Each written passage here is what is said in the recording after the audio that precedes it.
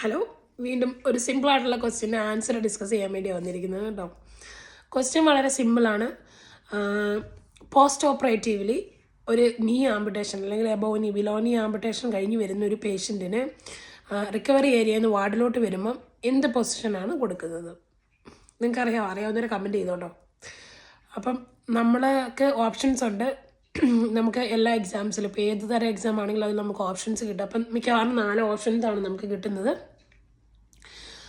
അപ്പം ഇവരിവിടെ കൊടുത്തിരിക്കുന്ന ഓപ്ഷൻസ് എന്തൊക്കെയാണെന്ന് ചോദിച്ചാൽ, പ്രോൺ പൊസിഷൻ കൊടുത്തിട്ടുണ്ട്, റിവേഴ്സ് ട്രെൻലൻബർഗ് പൊസിഷൻ കൊടുത്തിട്ടുണ്ട്, പിന്നെ supine position with flat limb, amputate ചെയ്ത ലിംബ് ഫ്ലാറ്റായിട്ട് വെക്കുക, പിന്നെ സുപ്പൈൻ പൊസിഷൻ വിത്ത് ആംബുട്ടേറ്റഡ് ആയിട്ടുള്ള ആ ഒരു ലിംബ് പില്ലോ സപ്പോർട്ട് കൊടുക്കുക. അതാണ് 4 ഓപ്ഷൻസ് കൊടുത്തിരിക്കുന്നത്. അപ്പോൾ അതിൻ്റെ കറക്റ്റ് ഓപ്ഷൻ എന്താണെന്ന് വെച്ചാൽ സുപ്പൈൻ പൊസിഷൻ വിത്ത് പില്ലോ സപ്പോർട്ടാണ് കറക്റ്റ് ആയിട്ടുള്ള ആൻസർ.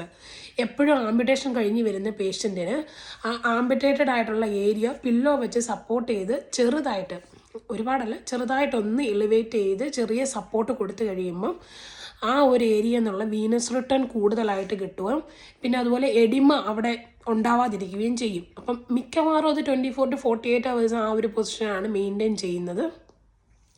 ഇൻ കേസ് ബിലോണിയൊക്കെ ആണെങ്കിൽ നീ ഒന്ന് സ്ട്രെയിറ്റ് ആയിട്ട്, ഇപ്പം ഇതൊരു നീ ആയിട്ട് നമ്മൾ കണക്കാക്കുകയാണെങ്കിൽ ഇത്ര ഒരു ലംബ് അവിടെ ആ ഒരു പൊസിഷൻ മിച്ചം കാണുമല്ലോ താഴെ, നീയുടെ താഴെ. അപ്പോൾ അത് ഇങ്ങനെ ഫ്ലെക്സ് ആയിട്ടൊക്കെ ഇരിക്കാതിരിക്കാൻ വേണ്ടി ഒരു നീ ബ്രേസ് ചില സമയത്ത് പ്ലേസ് ചെയ്യാറുണ്ട് ബിലോനി ഉള്ളവർക്ക് കേട്ടോ.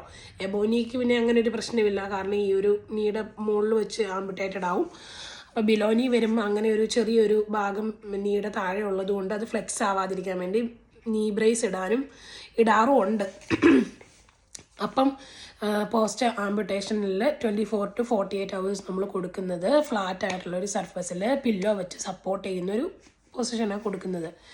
പിന്നെ ഇതിൽ ഇമ്പോർട്ടൻ്റ് ആയിട്ടുള്ളൊരു കാര്യം എന്ന് വെച്ചാൽ, ഈ ക്വസ്റ്റ്യനിൽ ഇപ്പം ഞാൻ വായിച്ചപ്പോൾ ഈ ക്വസ്റ്റ്യൻ തന്നെ ഡിസ്കസ് ചെയ്യാമെന്ന് വിചാരിച്ചതിൻ്റെ ഒരു കാര്യം, ഈ ഇമ്പോർട്ടൻ്റ് ആയിട്ടുള്ള കാര്യം ഇപ്പം ഞാൻ പറയാൻ പോകുന്നത് കേട്ടോ. ചില സമയത്ത് നമുക്ക് ക്വസ്റ്റ്യന് ആൻസർ വായിക്കുമ്പോൾ യാതൊരു ക്ലൂവും കാണത്തില്ല, ഇത് എന്താണെന്ന് അറിയത്തില്ല നമ്മൾ. അപ്പം അങ്ങനെ വരുന്ന സാഹചര്യങ്ങളിൽ ഇങ്ങനെ ഓപ്ഷനിൽ ഇപ്പം ഇതിൽ ഈ ഒരു ഓപ്ഷൻ തന്നതിൽ 2 ഓപ്ഷൻ സുപ്പൈൻ പൊസിഷനാണ്. ഒന്ന് പ്രോൺ ആണ്, ഒന്ന് ട്രെൻലൻബർഗ് ആണ്. പിന്നെ 2ഉം സുപ്പൈൻ പൊസിഷനാണ്. ഒന്ന് ഫ്ലാറ്റ് ആയിട്ട് വെക്കണമെന്നും ഒന്ന് പില്ലോ വേണമെന്നുമാണ് ഇവർ പറയുന്നത്.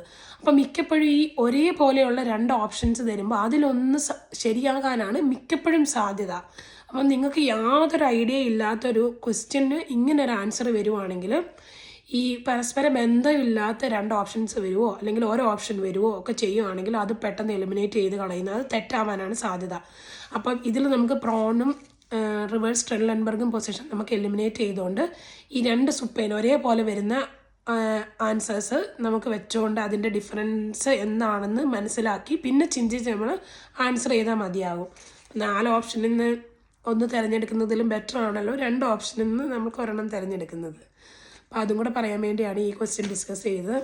അപ്പം അടുത്ത ക്വസ്റ്റ്യനായിട്ട് വീണ്ടും വരാം.